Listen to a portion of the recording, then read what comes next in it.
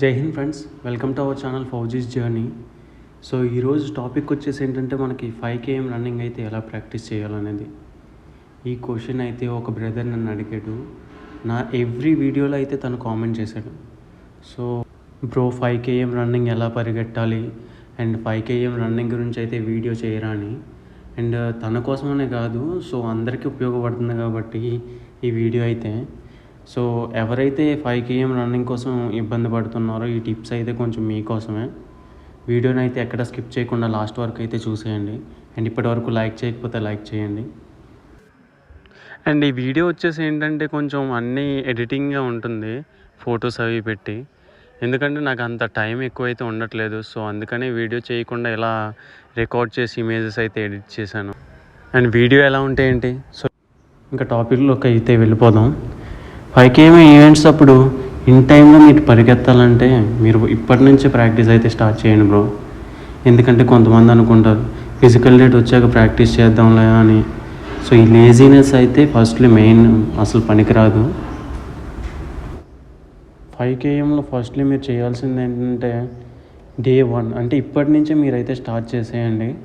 And running start చేసే ముందు ఏంటంటే మీరు అట్లీస్ట్ 15 to 20 minutes అయితే వార్మప్ చేయండి బాడీకి.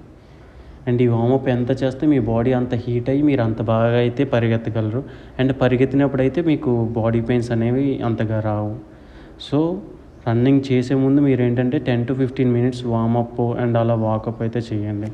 ఇది చాలా అంటే చాలా బెనిఫిట్ అయితే ఉంటుంది.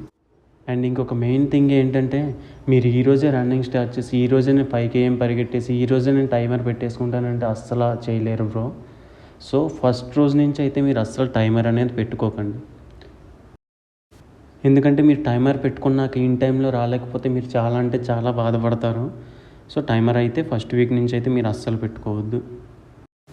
And ground or road running ఎవరైనా కావచ్చు, ఈ 10 to 15 minutes అనేది వర్కౌట్ కంప్లీట్ అయిన తర్వాత మీరు ఏం చేయాలంటే స్లోగా రన్నింగ్ అయితే మొదలు పెట్టండి. అంటే జస్ట్ మీరు వార్మప్ అవుతూ అలా చిన్నగా అయితే రన్నింగ్ అనేది మొదలు పెట్టండి. మీకు కొంచెం ఆవేశం వచ్చినట్టయితే ఆగిపోండి, మళ్ళీ నడిచి వెళ్ళండి. ఇలా ఫస్ట్ వీక్ మొత్తం మీరు ఏంటంటే కొంచెం ఎక్కువ పరిగెట్టక్కర్లేదు. మనకి బాడీని అయితే ఆ ఫిజికల్ యాక్టివిటీస్కి అయితే అలవాటు పరిచేట్టుగా మీరైతే బాడీని తయారు చేయాలి ఫస్ట్ వీక్ మొత్తం. అండ్ సెకండ్ వీక్ నుంచి వచ్చేసి మీకు అసలైన రన్నింగ్ అయితే స్టార్ట్ చేయండి. అంటే అట్లీస్ట్ మీరు ఏం చేయాలంటే 6 to 8 kilometers అయితే డైలీ టార్గెట్ అనేది పెట్టుకోండి. అక్కడికి టార్గెట్ పెట్టుకున్న తర్వాత మీరు ఏదో ఒకలాగా నడిచో పరిగెట్టో ఏదో ఒకలాగైతే మీరు టార్గెట్ అనేది డైలీ రీచ్ చేయండి. మీరు ఒక 2 kilometers వెళ్ళారు, మీకు ఆయాసం వచ్చేసింది అనుకోండి, అలసిపోయారు అంటే ఇంకేం చేస్తారు, సో డ్రాప్ అవ్వకుండా ఒక 100 to 200 meters అలా వాకింగ్ చేయండి, మళ్ళీ రన్నింగ్ చేయండి. అండ్ మీ పక్కన ఎప్పుడూ ఒక మంచి రన్నర్ని అయితే పెట్టుకోండి. మీ ఫ్రెండ్ అని అంటే మోటివేషన్ ఇచ్చేటట్టు ఉండేటట్టు ఎవడైనా ఉంటే వాడిని పెట్టుకోండి. ఇది ఇంకా మంచి టిప్ అండి. సో వాడి వల్ల ఏంటంటే మీరు కూడా చాలా బాగా అయితే పరిగెడతారు. తనతో పాటు అలా తన వెనకాతలో వెళ్ళండి. ఎక్కడి వరకు వెళ్ళగలిగితే అక్కడి వరకు అలా ట్రై చేయండి.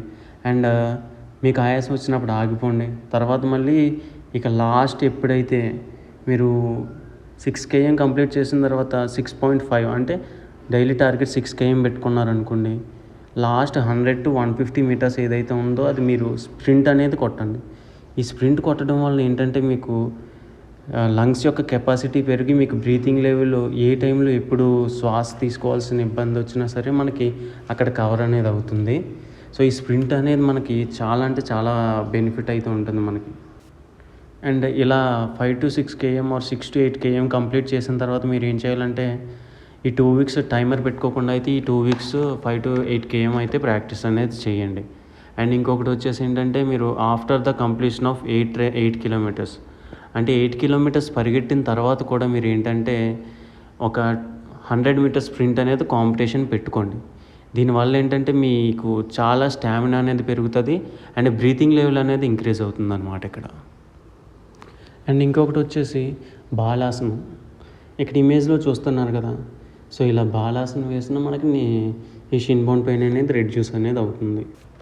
ఇక ఈవినింగ్ టైం ప్రాక్టీస్కి అంటారా, మీరు ఈవినింగ్ ప్రాక్టీస్కి వెళ్ళేటప్పుడు ఏంటంటే ఒక 1/2 hour ముందు గ్లూకోజ్ ఆర్ నిమ్మకాయ నీళ్ళు అయితే తాగండి, లేదా ఓఆర్ఎస్ అయినా పర్లేదు.